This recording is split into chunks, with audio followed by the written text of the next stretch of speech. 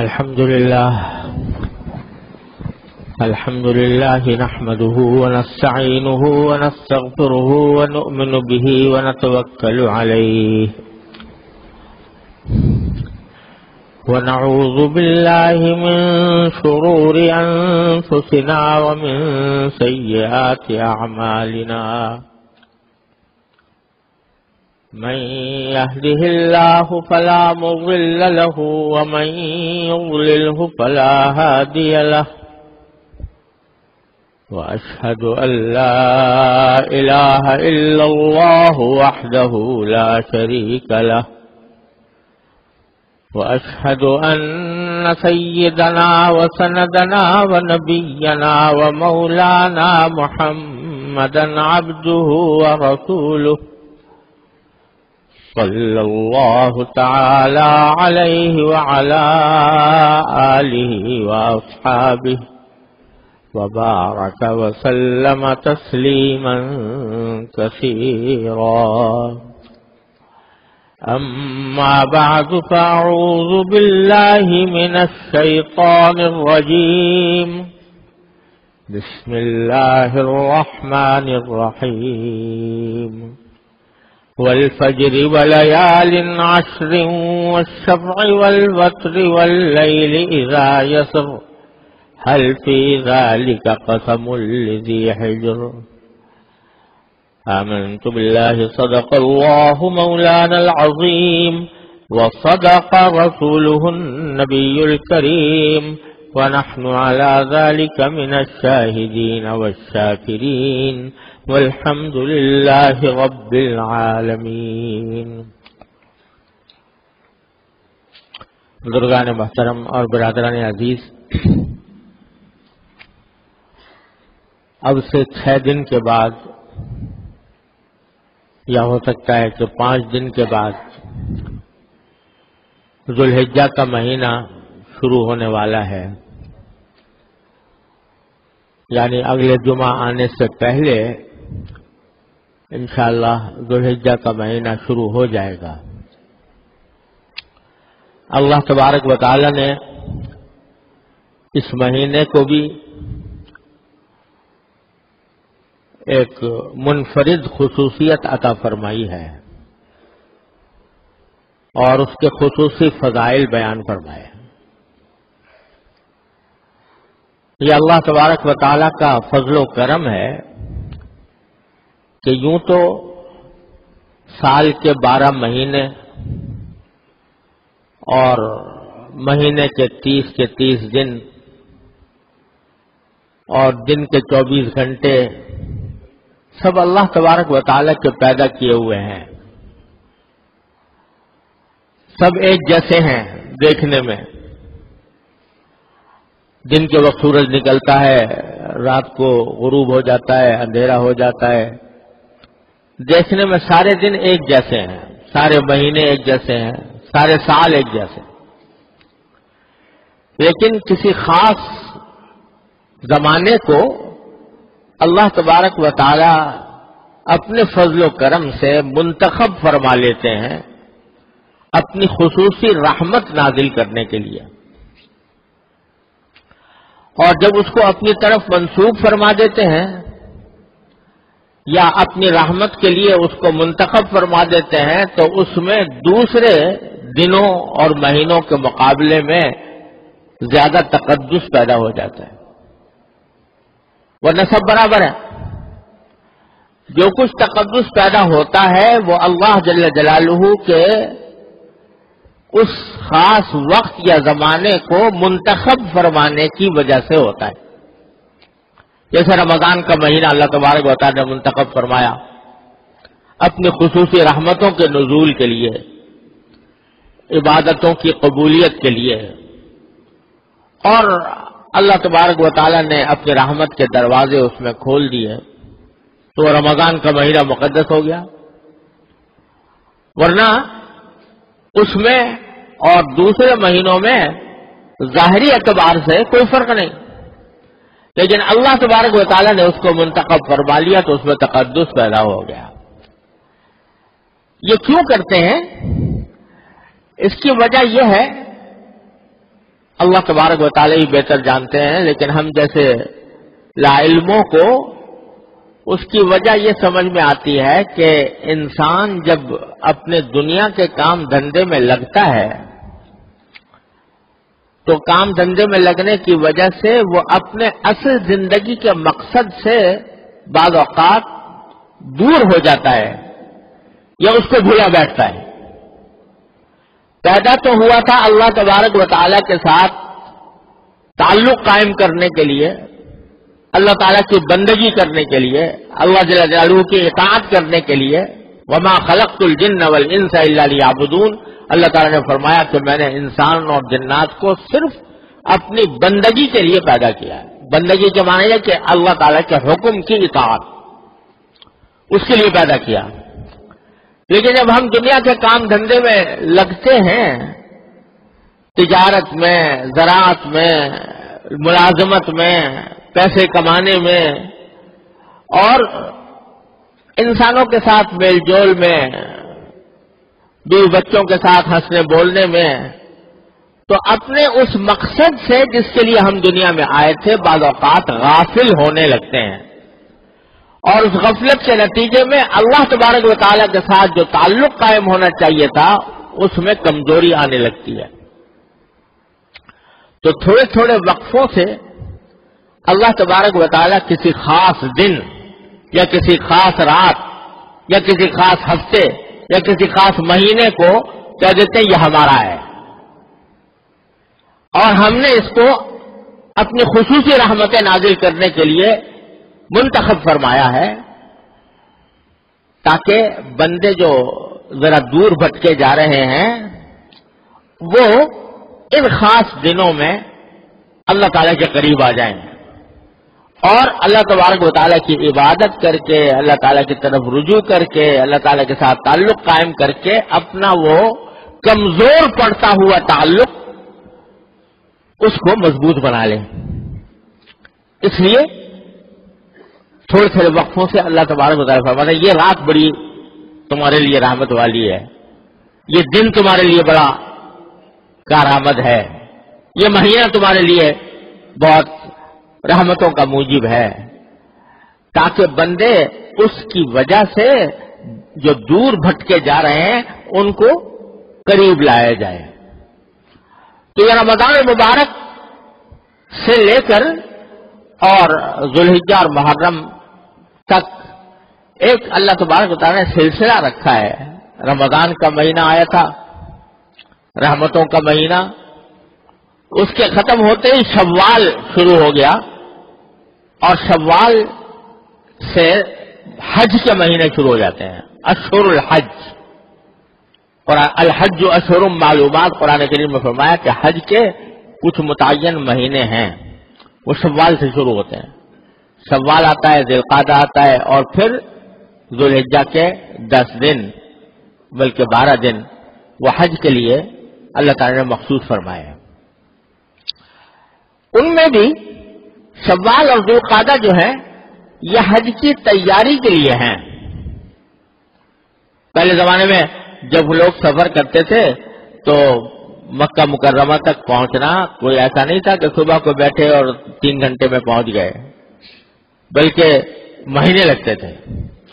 تو اس لیے شوال کے مہینے سے اللہ تبارک و تعالیٰ نے اشہر حج کا آغاز فرمایا، گویا یہ حج کی تیاری کے ایام ہیں، حج کے سفر کی تیاری کے ایام ہیں۔ اور پھر ذوالحجہ کا جو مہینہ آیا جس میں اصل حج ہونے والا ہے، اس کو اللہ تبارک و تعالیٰ نے چند کاموں کے لیے مخصوص کر لیا۔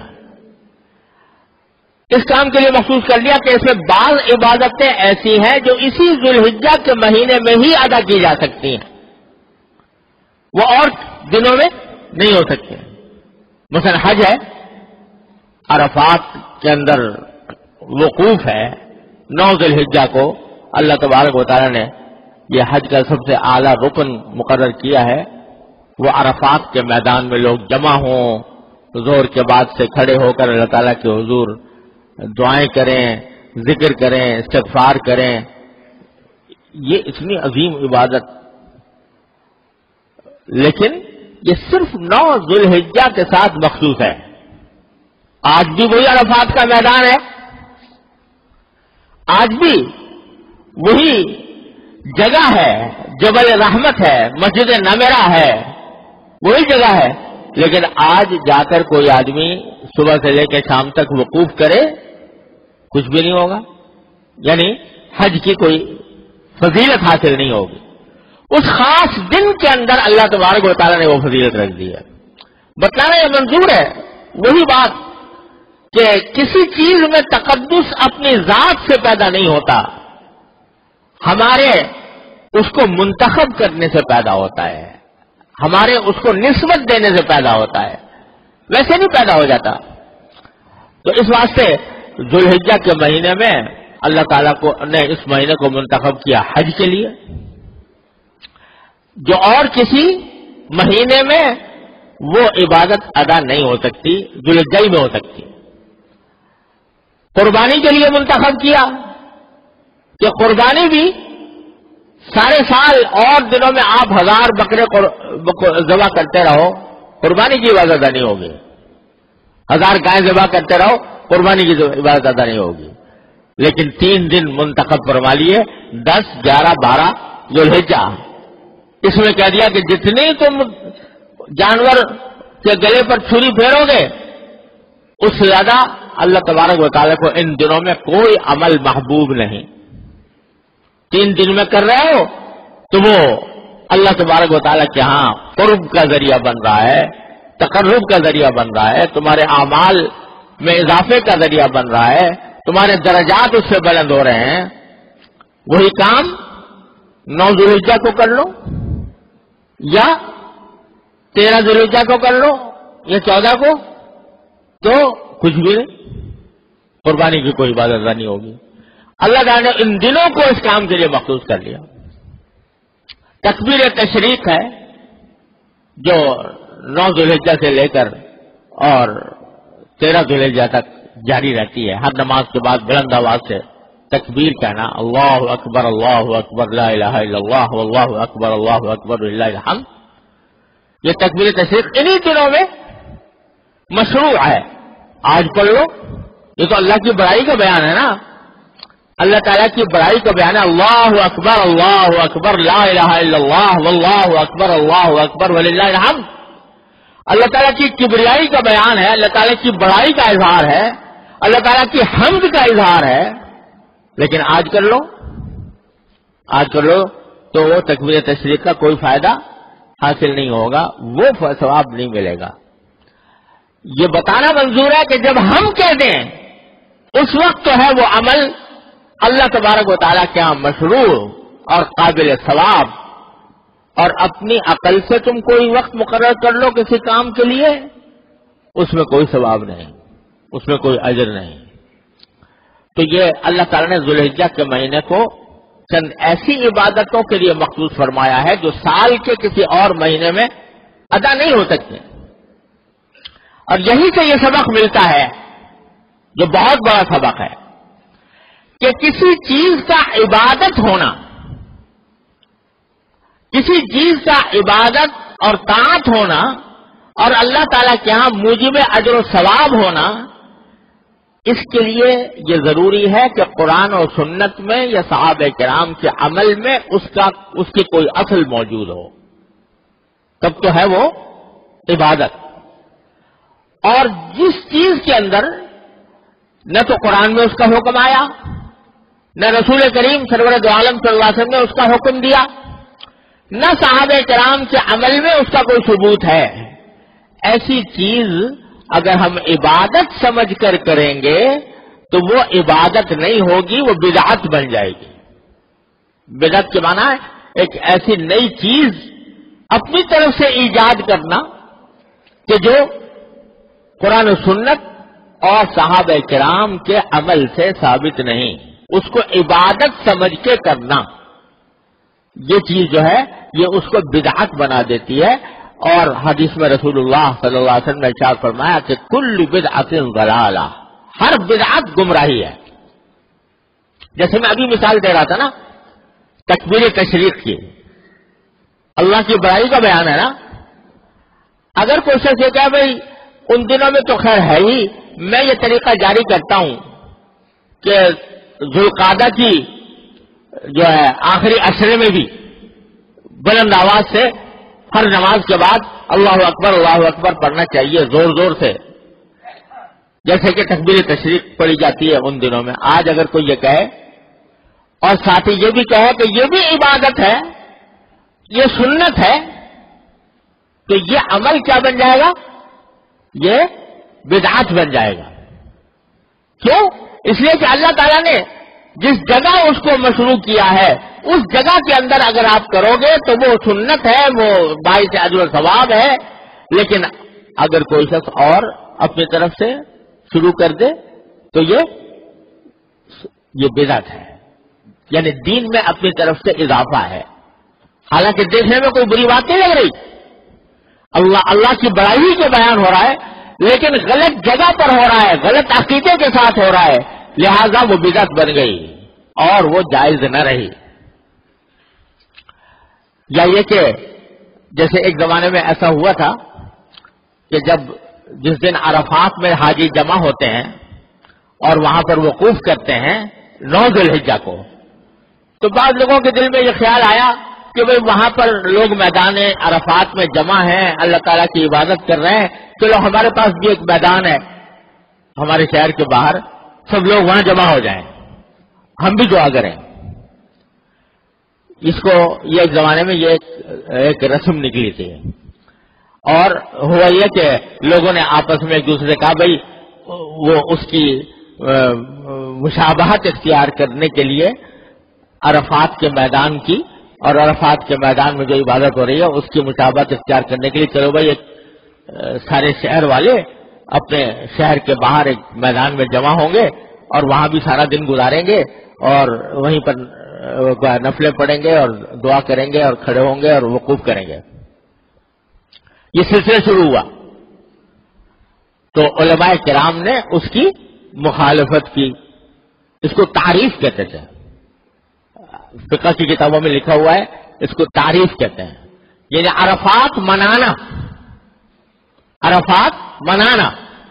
کہ وہاں عرفات میں لوگ جمع ہو رہے ہیں، ہم یہاں پر میدان میں جمع ہو کر وہی کام کریں گے. تو علماء کرام نے فرمایا کہ یہ بدعت ہے، کیونکہ اللہ تبارک و تعالیٰ نے اس عبادت کے لیے اس جگہ کو خاص فرمایا، اس زمانے کو خاص فرمایا، اس کے علاوہ کہیں اور کرو گے تو یہ عبادت نہیں ہے، یہ اپنی طرف سے اپنا ایک شوق پورا کرنا ہے. اور دین شوق پورا کرنے کا نام نہیں، دین اللہ جل جلالہ کی اور اللہ کے رسول صلی اللہ علیہ وسلم کی اطاعت کا، اتباع کا نام ہے. اس بات سے بدعت ہو گیا. تو بہت سی بدعتیں جو ہمارے معاشرے کے اندر رواج پا گئی ہے، بعض لوگ کہتے ہیں بھائی اس میں کیا خرابی ہے، یہ تو اللہ کا نام لینا ہو رہا ہے، یا یہ اس میں لوگ جمع ہو رہے ہیں اور قرآن شریف ختم کر رہے ہیں یا کچھ اس طرح کی باتیں. تو وہ اس لیے بات غلط ہے کہ عبادت وہی ہے جو اللہ کے رسول صلی اللہ علیہ وسلم نے جس کو عبادت قرار دیا، جس کو صحابہ کرام نے جس پر عمل کیا. اپنی طرف سے بڑھ کر ہم کوئی طریقہ ایجاد کر لیں وہ عبادت نہیں ہوتی، نہیں کہلاتی. تو یہ ایک بہت بڑا سبق ہے جو ذوالحجہ کے مہینے سے ہمیں مل رہا ہے. اس کی ذوالحجہ کی پہلی 10 راتیں ان کے لیے کچھ خاص احکام نبی کریم سرور عالم صلی اللہ علیہ وسلم نے عطا فرمائے ہیں. پہلا حکم جو دیا ہے وہ ذوالحجہ کا چاند دیکھتے ہی یہ فرمایا کہ جس شخص کو قربانی کرنی ہو، تو وہ ذوالحجہ کا چاند دیکھنے کے بعد اپنے بال نہ کاٹے، اپنے ناخن نہ کاٹے. یعنی 10 دن اس طرح گزارے کہ اس دوران نہ بال کاٹے نہ ناخن کاٹے. یہ مستحب ہے، رسول اللہ صلی اللہ علیہ وسلم نے اس کی ترغیب دی ہے. صحیح مسلم کے اندر اس کی حدیث موجود ہے. تو اس میں یہ حکم دیا گیا ہے کہ بھئی بال نہ کاٹو اور ناخن نہ کاٹو، یہاں تک کہ جب قربانی کر لو تو پھر بے شک بال بھی کاٹ لو، ناخن بھی کاٹ لو۔ یہ اس شخص کے لیے ہے جس کو قربانی کرنی ہو۔ قربانی یا تو فرض ہی نہیں کسی ذمہ، یا وہ کرنا نہیں یعنی فرض نہیں ہے اور وہ کرنا بھی نہیں چاہتا۔ بعض لوگ تو ایسے ہوتے ہیں نا کہ اگرچہ فرض نہیں ہے ان کے ذمہ لیکن کرنا چاہتے ہیں، ان کا بھی یہی حکم ہے۔ اور جو کرنا ہی نہیں چاہتا، فرض بھی نہیں ہے، کرنا بھی نہیں چاہتا، تو اس کے لیے یہ حکم نہیں ہے۔ حکم اس کے لیے ہے کہ جو قربانی کرنا چاہتا ہو، چاہے واجب چاہے نفلی۔ یہ حکم نبی کریم صلی اللہ علیہ وسلم نے دیا ہے کہ ناخن نہ کاٹو، بال نہ کاٹو۔ اب اللہ تعالیٰ نے جو حضور اقدس صلی اللہ علیہ وسلم نے ایک حکم دے دیا تو ہمارا کام تو یہ ہے کہ اس کی تعمیل کریں۔ اس کی کیوں دیا، کیا حکمت ہے اس میں پڑھنے کی ضرورت ہے نہیں، لیکن علماء کرام نے چونکہ ہر حکم ایسا ہوتا ہے کوئی نہ کوئی حکمت اس میں ہوتی ہے، تو زیادت اطمینان کے لیے بعض علماء کرام نے یہ فرمایا کہ یہ حکم اس لیے دیا کہ یہ زمانہ ہے حاجیوں کے حج پر جانے کا، احرام باندھنے کا۔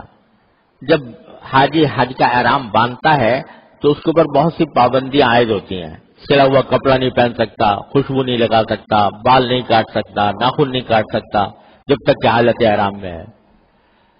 تو جو لوگ حج کو نہیں گئے اور قربانی کرنے والے ہیں ان کو بھی تھوڑا سا حصہ ان پابندیوں کا ان کے اوپر بھی بطور استحباب عائد کر دیا گیا۔ تم بھی ایسی پابندیاں کر لو 8-9-10 دن تک، تو بال نہ کاٹو، ناخن نہ کاٹو۔ تو تھوڑی سی مشابہت پیدا کر دی کس کے ساتھ؟ ان لوگوں کے ساتھ جو حج کا احرام باندھ کر گئے ہیں اور ان کے اوپر بہت سی پابندیاں آئی ہوئی ہیں، ان کے ساتھ مشابہت پیدا کرنے کے لیے یہ ایک مستحب قرار دے دیا گیا، تاکہ جب میدان عرفات میں اللہ تبارک و تعالیٰ کی رحمت کی بارشیں برس رہی ہوں تو اس کا کوئی چھینٹا ہمارے اوپر بھی آ جائے جنہوں نے ان کی مشابہت اختیار کی کہ تیرے محبوب کی یا رب شباہت لے کے آیا ہوں، حقیقت اس کو تو کر دے، میں صورت لے کے آیا ہوں۔ تو یہ اس نقطۂ نظر سے شاید یہ حکم دیا گیا ہو، لیکن جیسے میں نے عرض کیا یہ مشابہت پیدا کرنا اسی وقت عبادت ہے جب سرکار دو عالم صلی اللہ علیہ وسلم نے فرما دیا۔ اپنی طرف سے کوئی کہے بھائی میں بھی آرام باندھ کے رہوں گا ان دنوں میں، اور وہ پابندیاں جو حالت احرام میں ساری اٹھاؤں گا، سلا ہوا کپڑا نہیں پہنوں گا، خوشبو نہیں لگاؤں گا اور سر نہیں ڈھکوں گا وغیرہ، تو یہ بدعت ہو جائے گا، کیونکہ حضور نے اس کا حکم نہیں دیا۔ حضور نے حکم دیا کتنا؟ بال نہ کاٹو اور ناخن نہ کاٹو، بس اس حد تک آپ نے حکم دیا، تو اس حد تک شباہت اختیار کرنا باعث اجر و ثواب ہوگا انشاءاللہ۔ دوسری بات یہ فرمائی کہ عشرہ ذی الحجہ کا جو 10 دن ہیں یہ اللہ تبارک و تعالیٰ کو اپنی عبادت کے لیے بہت محبوب ہیں، یعنی رمضان کے بعد کوئی زمانہ اللہ تعالیٰ کو اپنی عبادت کے لیے اتنا پسند نہیں جتنا یہ دن ہے۔ اور رسول کریم صلی اللہ علیہ وسلم نے ارشاد فرمایا کہ اس دن کا یہ پورے دن جو ہیں ان میں سے جس دن بھی آدمی روزہ رکھے، ایک دن کا روزہ سال بھر کے روزے کے برابر ہے۔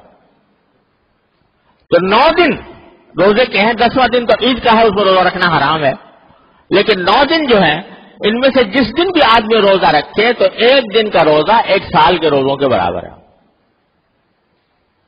جتنی بھی اللہ تعالیٰ توفیق عطا فرما دے۔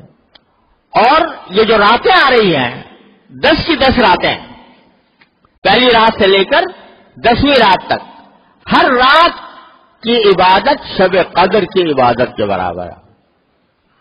اللہ تعالیٰ نے اتنی اس کو فضیلت عطا فرمائی ہے، لہذا اگلے جمعوں سے پہلے پہلے انشاءاللہ یہ راتیں شروع ہو جائیں گی۔ اللہ تبارک و تعالیٰ اپنے فضل و کرم سے، اپنی رحمت سے ہمیں ان راتوں سے اور ان دنوں سے صحیح فائدہ اٹھانے کی توفیق عطا فرمائے۔ وآخر دعوانا الحمدللہ رب العالمین۔